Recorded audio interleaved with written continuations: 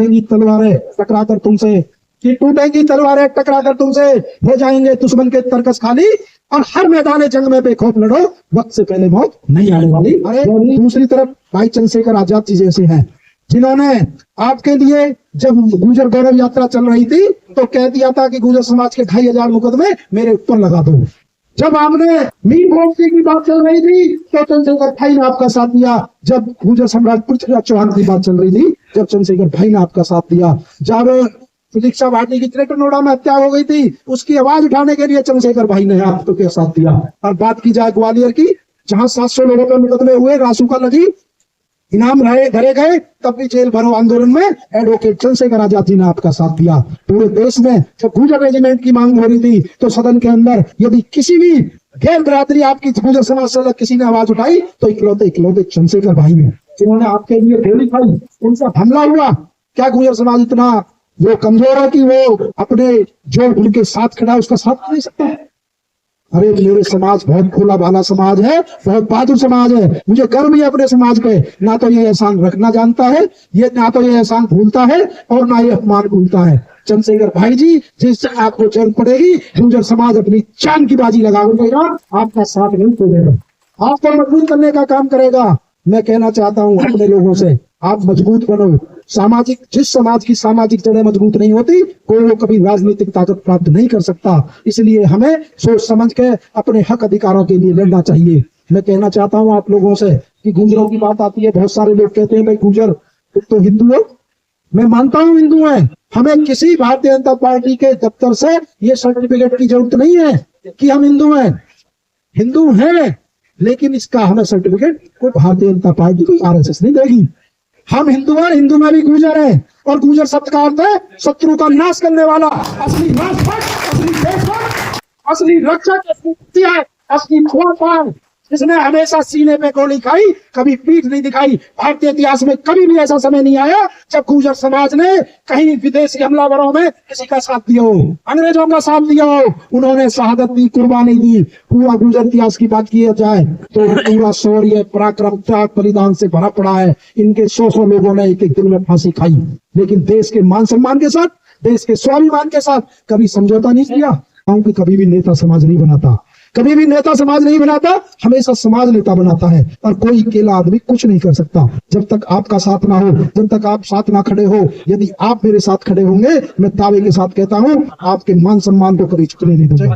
यश वैभव सुख की परवाह नहीं, चाह नहीं कि जीवन रहे, वैसे जग में इच्छा है कि अपने समाज का दमन ना रहे, बहुजन समाज का दमन ना रहे। इस कदर वाकिफ है कलम मेरी मेरे जज्बातों से, इस कदर वाकिफ है कलम मेरी जज्बातों से कि मैं इस लिखना भी चाहूं तो इंकलाब लिख जाता है, इंकलाब लिख जाता है। साथियों, संविधान निर्माता बाबा साहब डॉक्टर BR अम्बेडकर जी ने कहा था, संगठित रहो, शिक्षित बनो, संघर्ष करो। और कर्नल करोड़ी फैसला जी ने कहा था, छा जाओ, छाए रहो। तो बिना संगठन के दुनिया में कोई स्थायी कार्य और कोई महान कार्य बिना संगठन के नहीं किया जा सकता। इसलिए आपको संगठन बनाना पड़ेगा, एकता बनानी पड़ेगी। जो कश्मीर से कन्याकुमारी तक हम कहते हैं, वो एकता आपको जमीन में बनानी पड़ेगी। जैसी एकता आपने गुर्जर गौरव यात्रा में दिखाई, ऐसी एकता जब तुम बनाओगे तो कोई आपके हक अधिकार नहीं छीन सकता, कोई आपका आरक्षण नहीं छीन सकता, कोई आपके इतिहास को नहीं चुरा सकता। इसलिए हमें ये जो एकता है मजबूत करनी है।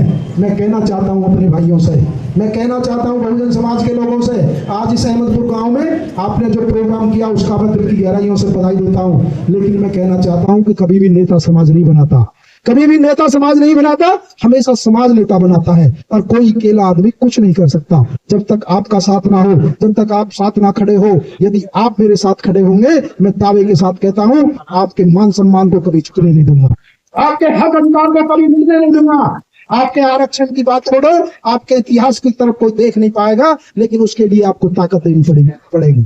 उसके लिए आपको मेरा साथ देना पड़ेगा। चट्टान की तरह अपने सीना लेकर अपने भाइयों के सामने खड़ा हूंगा और आपकी हर लड़ाई को, हर अधिकार को दिलाने का काम करूंगा। साथियों, मैं किसी को ये कहूं कि यदि कोई आदमी शिक्षित है तो शिक्षित होने का मतलब है उसे पता होनी चाहिए तेरा अच्छा और बुरा क्या है।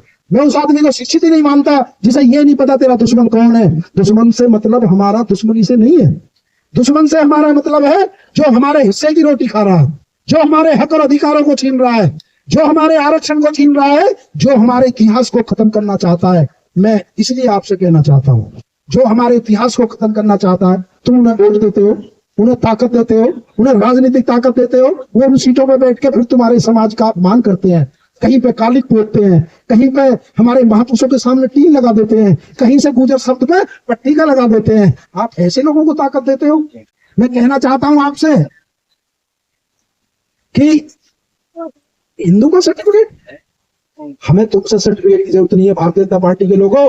हम हिंदू हैं, लेकिन जब तुम कहां चले जाते हो? जब गुजर गौरव यात्रा सहारनपुर में निकल रही थी, जब आपने अन्य लोगों को परमिशन दी, हमने किसी की जयंती पे ऐतराज नहीं किया।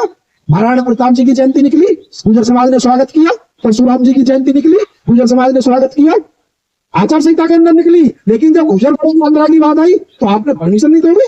हमारा समाज इतना कमजोर है, इस देश के लिए हमने खून बहाया है, हमने सर कटाए हैं, हम अपराधी जाति कहलाए हैं, फिर भी आप हमारे महापुरुषों का सम्मान नहीं करते, हमें परमिशन नहीं देते। तो गुजर गौरव यात्रा में आपने देखा होगा, तब आप हिंदू नहीं थे, तब ये बजरंग दल कहाँ चले गए, तब ये आरएसएस कहाँ चली गई, तब ये हिंदू वाहिनी कहाँ चली गई। जब सुमित गुर्जर का एनकाउंटर हुआ, जब आकाश गुर्जर का एनकाउंटर हुआ, तब विष्णु गुर्जर का एनकाउंटर हुआ, तब वो हिंदू नहीं है। उसको जब उसके परिवार को आपने कोई मदद नहीं दी, आपने आरोपियों के खिलाफ कार्रवाई नहीं की, 16 गुर्जर को राजस्थान में जिंदा भट्टी में झोंक दिया गया। मुझे बता दो कितने बजरंग दल ने आपके लिए आंदोलन करे, कितनी हिंदू वाहिनी ने आपके लिए आंदोलन करे, क्योंकि तब आप गुर्जर हो जाते हो।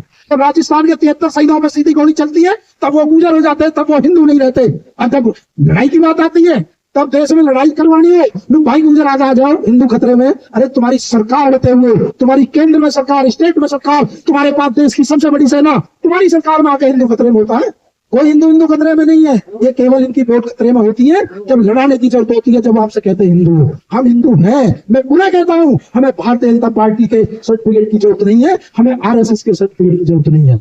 ये इसलिए आपके बीच में ये बात रख रहा हूं कि हमारे लोगों को फैलाते हैं, हमारे लोगों को ये फुसलाते हैं, और लोगों को चुनाव के समय पर आकर बेवकूफ बनाकर वोट ले जाते हैं, और वोट लेकर सबसे ज्यादा आक्रमण, सबसे ज्यादा आरक्षण का नुकसान, सबसे ज्यादा इतिहास का नुकसान गुजर समाज के लोगों से करते हैं। मैं कहना चाहता हूं, अपने भाइयों से मजबूत हो जाओ और अपने नेता बनाओ।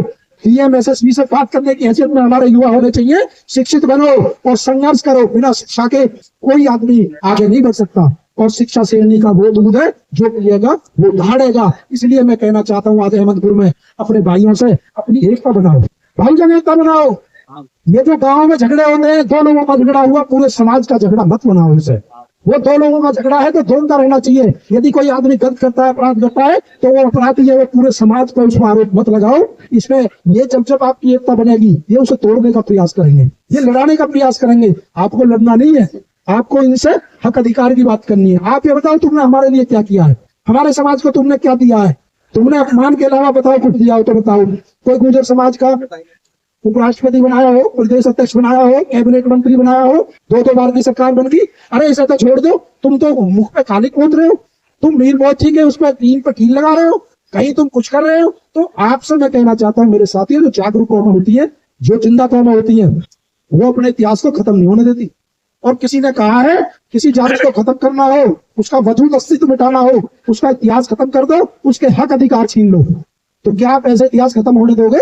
जो हमारे नौजवान है, जो युवा है, मुझे लगता है कि जिस तरह की क्रांति अब समाज में आ रही है, पूरे देश में जिस तरह का माहौल बन रहा है, आने वाला समय आपका है, आने वाला दौर आपका है। किसी कवि ने कहा है, थोड़ी देर की खामोशी है और फिर कानों में शोर आएगा, और औरों का तो वक्त आता है, आपका दौर आएगा, आपका दौर आएगा। अंत में, क्योंकि अभी 3-4 गाँव में और प्रोग्राम है, और अंत में ज्यादा ना कहते हुए 2 लाइन कह के अपनी बात समाप्त करूंगा, क्योंकि ये प्रोग्राम जिन भाइयों ने कराया, आज गर्मी भी बहुत थी, उन सभी ने दिल की गहराइयों से पुनः उनका अभिवादन करते हुए जय भारत, जय